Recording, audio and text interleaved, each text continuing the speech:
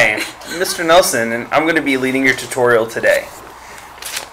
This is what we're going to be learning. Lesson 2.2, identifying opposites and absolute value of rational numbers. This is the first page. Can y'all see that? Page 37. We're also going to be working on page 38. That's a little blurry. Here we go. And we're going to be working on page 39 and on page 40. So I hope you're ready. Make sure that you listen, make sure that you watch, and make sure that you're processing everything that we're doing so when you come to class, you're ready to learn. Okay, so the essential question is, how do you identify opposites and absolute value of rational numbers? Opposites are the same distance from 0, but on the other side of the number line. So the opposite of 3 is -3 because it's 3 spots on the number line from 0, but on the other side from 3. Okay, and then absolute values is just simply the distance between a number and 0. Between a number and 0. And absolute values will always be represented with a positive number.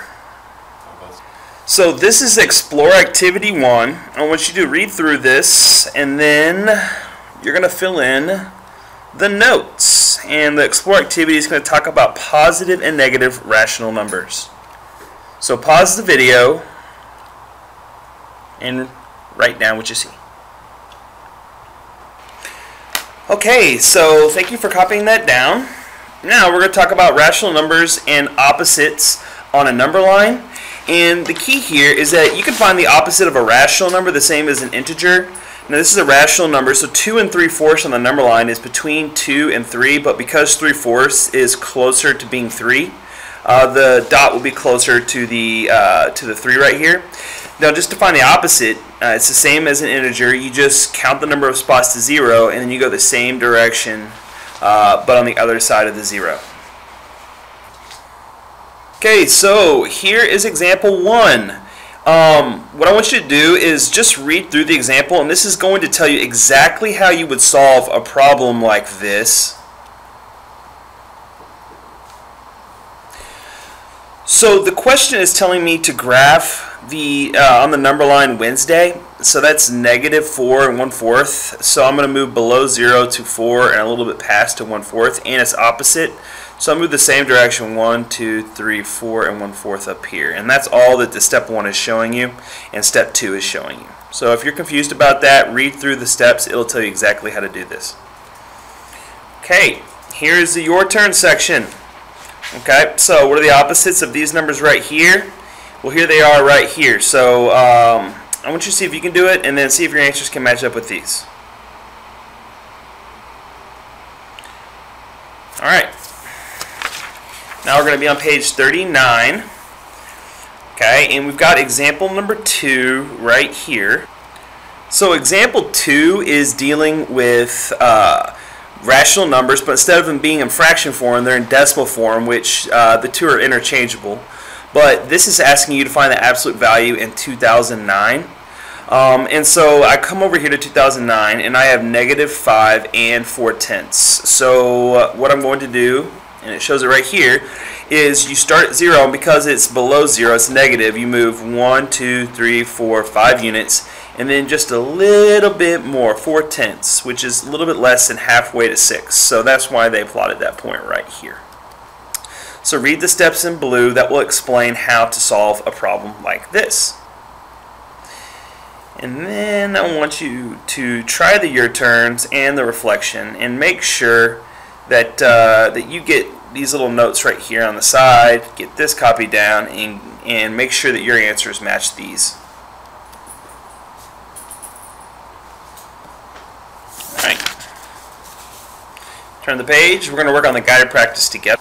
I've zoomed in here. This is graph each number and its opposite on the number line. I can go to Explore Activity 1 and Example 1. So Explore Activity 1, which is this page, and Example 1, which is on the back, those are pages 37 38, are going to help me out with problems like this.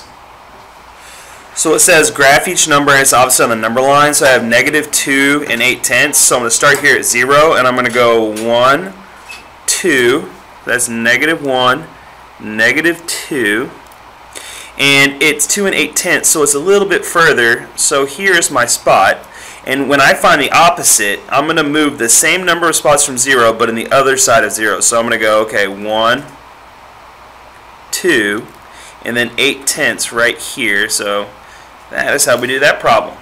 Okay, so we've got our actual number and its opposite right here. Okay. Number 2 says 4 3/10. So I've got 1, 2, 3, 4, and it says 3/10, which is less than half. So half would be right here. That'd be 5/10 right there. So I'm going to make a mark right here.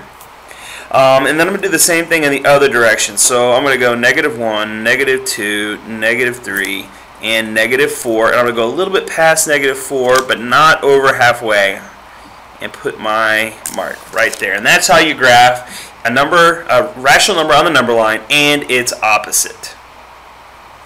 Alright, so we're going to do... Okay, so 3 and 4, pre-AP, I want you to do those on your own. On level, we're going to do these. Okay, so for 5, 6, and 7, you're going to find the opposite of each number. All you have to do is find how far it is from 0 on the other side of 0. So it's in the opposite direction from 0. So in 5 is 3 and 78/100ths. It's negative 3 and 78/100ths is the opposite. 6 is negative 7 and 5/12ths. The opposite of that is 7 and 5/12ths.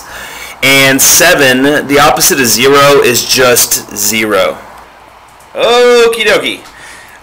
This is saying find the absolute value of each number. This is example 2. Alright, absolute value is how far from 0. So how far from 0? And it's always going to be represented by a positive number. So 5 and 23/100ths is 5 and 23/100ths away from 0.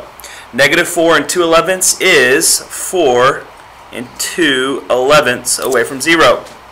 Okay, and 0 is 0 away from 0. Remember, the absolute value symbol looks like this.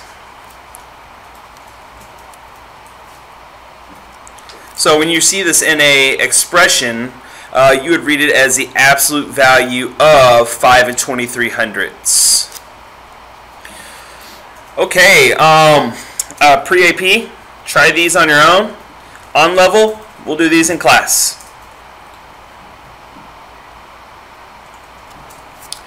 So here, how do you identify the opposite and the absolute value of a rational number? Let's start with the opposite. To find the opposite, you just find how far away that number is from 0, but on the other side of the number line. With the absolute value, that's just how far it is from 0. So whether it's on the left side of the number line or the right side of the number line, it's going to be represented by a positive rational number because we're just concerned with distance. In distance, we use positive. Whoa! Look, the answer just popped up. Wow. Okay, so pause the video, copy this down, make sure you are ready to go for class tomorrow.